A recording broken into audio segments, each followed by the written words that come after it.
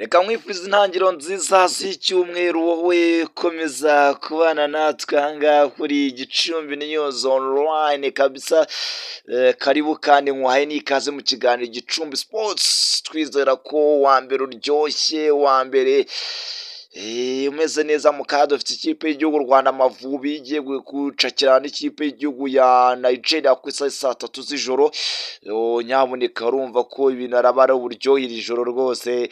Abanyarwanda turarara tumenye gahunda uburyo ziraba zimeze kabisa. Se turajya mu gikombe cya Afurika. Ibyo ni byo mbanza kugira ngo nkubwire kabisa aha ngaha mu kiganiro Gicumbi Sports. Twizera ko kuri YouTube wowe wagezeho, kuri Facebook ukomeza kugubwa neza cyane. Bizimana Desire adufasha kabisa kugira ngo tubane shampiyona y'icyiciro cya kabiri mu mupira w'amaguru mu Rwanda. Niyo tugomba kugarukaho rwose, yari yakomeje muri iyi weekend. Ama equipe nka Sina Gerard ndetse niyo equipe muri Big Four yaje kwitwara neza. Sina Gerard yaje kuza kwa rwose yitwara neza. Tugiye kureba uburyo gahunda zaje kuza kwa zigenda muri deuxième division. Equipe nka Gicumbi Football Club yaje kuza kwingana nayo ari igitego kimwe kuri kimwe. Amakipe nka Mutari nganya natsinda batsinde nayo kimwe kimwe. Amakipe nka Muhanga nayo ibintu murabizi inasanirezi baguye miswi. Sina Gerard twavuga ko rwose niyo yaje kubyungukiramo. Turaza kubireba ku rutonde aha ngaha rwose uko ibintu byaje kuza kuba bigenda. Hanyuma mu bari n'abategarugori nabo Sina Gerard yaje kuza kuba yiherera ikipe yaborera bine ku mwuka kuri Nyirangarama. Weekend yari ya Nyirangarama rwose mu karere ka Rulindo bari bameze neza cyane. Ibyo nibyo wamenya tugiye kugenda tuganiraho muri rusange. Mustafa naho rwose abaranga kugira ngo akuhe izi update. Hanyuma shampiyona y'icyiciro cya kabiri mu mupira w'amaguru mu Rwanda yari yakomeje hariya kuri stade ya Nyanza mu karere ka Nyanza. Ikipe ya Sina Gerard yaje kuza kuba yakura ibitego bibiri kuri kimwe tsinda Sina Gerard.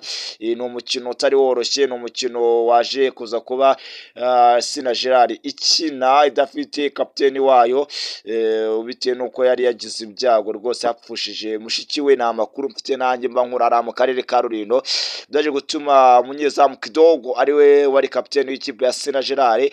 Bitewe nuko uyu Kidogo niwe wavuye muri Nyanza FC umwaka ushize mbere yuko ajya muri Sina Gerard.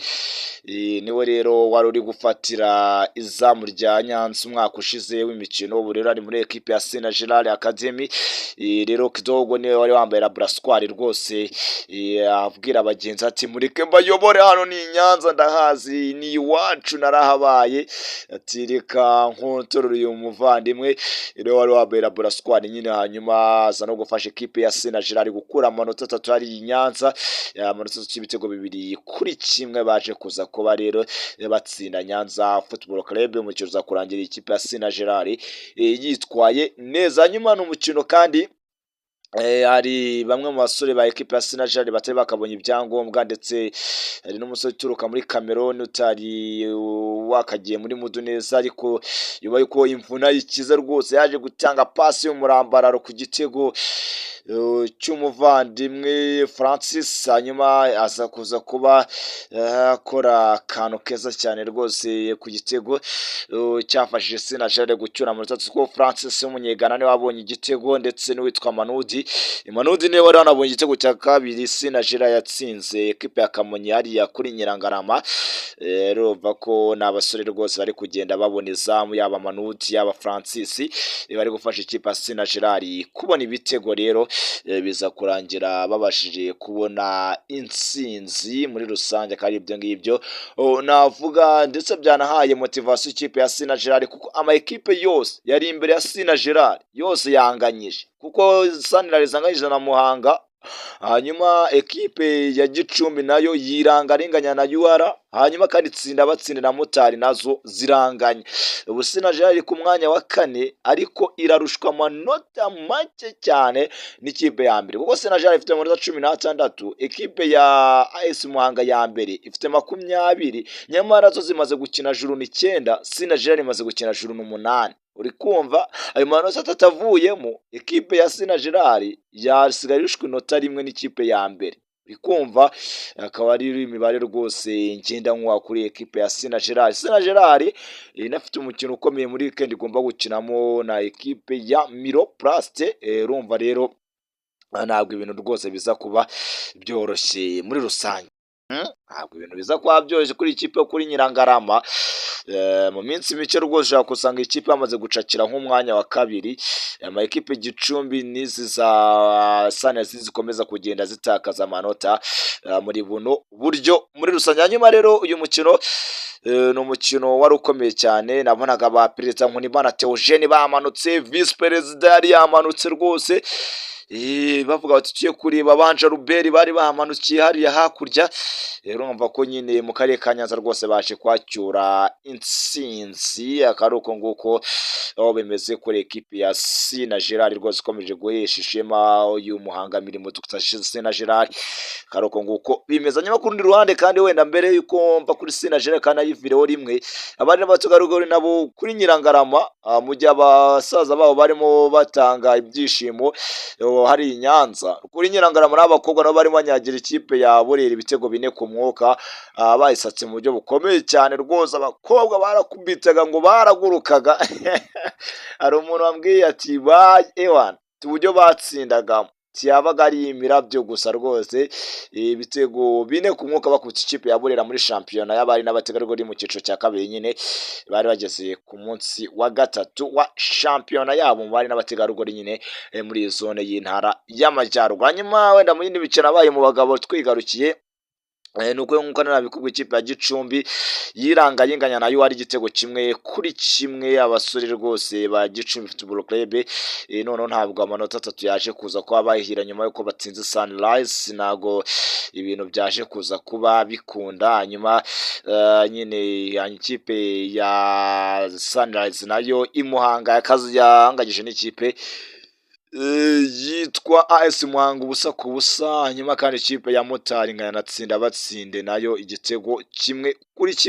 Hanyuma nko mu itsinda rya mbere amakipe nka Etoile de l'Est nayo yari yakinye rwose aseruka neza, za Etoile de l'Est zari zagiye nyine zigerageza gukora ibintu kabisa neza cyane, akaruko nguko wagenda umenya muri rusange muri iri tsinda rya mbere. Nka ekipe Katurebe, ekipe ya Ivoire Olympique yatsindaga 2 ku mwuka, ekipe ya City Boys hanyuma ekipe ya La Jeunesse nayo yihererana impesitera 5 ku mwuka. Naho kandi ikipe ya Unity yaje kuza kuba itsinda ikipe ya Alpha 4 ku busa, Esperance kanyana Etoile de l'Est ubusa ku busa. Ni imwe mu mikino abaye mu itsinda rya mbere. Hanyuma mu itsinda rya kandi mikino nakubwira ikipe ya Kamonyi kera kabaye yaje gutera Interforce ibitego 2 ku mwuka. Hanyuma nyine n'umwe mu mikino wabasha kugenda umenya. Rero muri rusange gahunda zimeze zitera mu matsinda yombi, reka naho turebe rwose uburyo bimeze mu matsinda yombi. Duhere mu itsinda rya mbere, ekipe yitwa La Jeunesse ku mwanya wa 22, Etoile de l'Est 19 ku mwanya wa kabiri, 13 tutari amaze kugera mu Unity ni ya gatatu 18. Hanyuma kandi ikipe Esperance ku mwanya wa 18, ku mwanya wa 5 Adax 18, ku mwanya wa 6 Ivoire Olympique 13, Intare ku mwanya wa 7 10, Nyagatare ku mwanya wa 8 10, Asport ku mwanya wa 9 8, City Boys 17, hanyuma 11 Arufa 6, 12 Akagera 3, umwanya wa nyuma impesa n'inota rimwe. Mu itsinda rya mbere nuko ibintu bihagaze. Itsinda rya kabiri AS Muhanga 20, Sunrise ku mwanya wa 2 18, Gicumbi 18 Sina Gerard 16, hanyuma UR 12 ku mwanya wa 5, tsinda batsinde 10 ku mwanya wa 6, Motari 7 ikipe ya Miro Plast ifite 8 ku mwanya wa 8, Nyanza yasigaye 9 amanota 7, Stars mu Kabagari bafite 7, baranganya na ekipe ya Vizo Jeunesse Nouvelle ku mukino wabo nagwa wabaye nyine bitewe nuko wabaye suspense. 11 Kamonyi 7 yazamutse, mu gihe Interforce ni yanyuma ifite 5 bingo biri ku mwanya wa nyuma rwose. Urumva ibintu byakomeye. Nguko rero uko bimeze muri shampiyona y'ikiciro cya kabiri mu mupira w'amaguru mu Rwanda. Hanyuma rero reka mbashimire cyane, ubwo Gicumbi Sports turagaruka ku munsi w'ejo, tuzareba ese Amavubi y'u Rwanda arabona qualification ibajyana mu gikombe cya Afurika, ese ekipe ya Benin niyo ishobora kuza kuyibona? Benin irakina n'ikipe ya Libya hariya muri Libya, hanyuma ekipe kandi yitwa Nigeria irakira u Rwanda hariya rwose muri Nigeria. Ni imikino y'igikombe cya Afurika tuzakora tumenye ese u Rwanda rurabona itike, ese u Rwanda rurayibura. Ibyo ni byamenya. Ikindi wamenya, nko mu Rwanda haba agashya, abana ba APR muri shampiyona yatangiye ku munsi w'ejo, abana ba APR under 17 bihereranya ba Rayon Sport bakubita ibitego 9-1 ariko mba inkuru rero yaciye ibintu nayo ni inkuru wabasha kuza kuba umenya muri rusange. Gatsanga mugire intangiriro nziza z'icyumweru, tuza ko tuza kubana neza cyane muri iki cyumweru. Nitwe Niyonizera Mustafa Emmanuel, wakoze cyane kubana nanjye mu kiganiro Igicumbi Sports.